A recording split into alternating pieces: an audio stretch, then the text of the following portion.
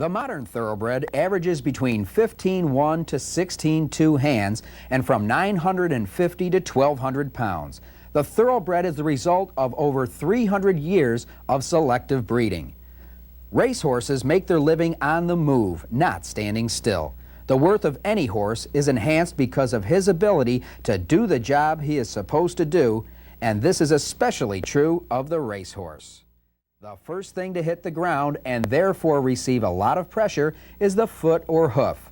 Some common ailments of the foot are rotated coffin bone, navicular disease, corns, abscesses, founder and quarter cracks. The foot, next to the ankle, is the one area on a horse that can have the most problems. Here we have the coronet, which is where the foot meets the pastern, the area that ring bone may occur. Next is the ankle, with the back of the ankle being referred to as the fetlock. The ankle and fetlock are where ocelots and other chips, fractures, and calcium deposits can hinder a horse. This is the distal phalanx or coffin bone, also known as the pedal bone. This is the area in which side bone occurs, the ossification of the two lateral cartilages of the wings of the coffin bone. The middle phalanx or short pastern, the area affected by low ring bone.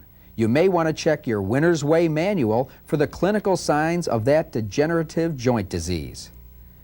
The proximal phalanx, high ring bone would be found between the joints of the long and short pasterns.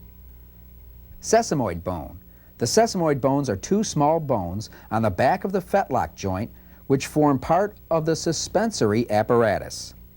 The third metacarpal bone or cannon bone. This is the area where bucked shins occur to young horses. The second and fourth metacarpal bones or splint bones. The second metacarpal bone is the inside splint bone, and the fourth is the outside splint bone. The first and fifth metacarpal bones have been lost during the evolution of the horse. The navicular bone sits directly behind the coffin bone. Navicular is considered a syndrome rather than a disease because there are probably multiple causes for pain in the navicular bone. The above bones are likely to be found in your trainer's test. A more detailed view of the entire skeletal system of the horse can be found in other Winner's Way material. Continuing on, we have the knee, which houses the carpal bones. Knees are also a very vulnerable area because they endure much impact. Therefore, you see many chips in the knees. Also, in young horses, the knees should be monitored closely by X-ray or fluoroscope to determine their development before any excessive training. The top part of the horse's leg above the knee, but below the girth area, is the forearm. Going on to the rear limb and working our way down, we have the stifle. There are problems with the stifle joint, and usually it is a displaced stifle. Going down, we have the gaskin. Oftentimes, any injury in the gaskin area is a muscle pull. The rear joint at the knee height is the hock.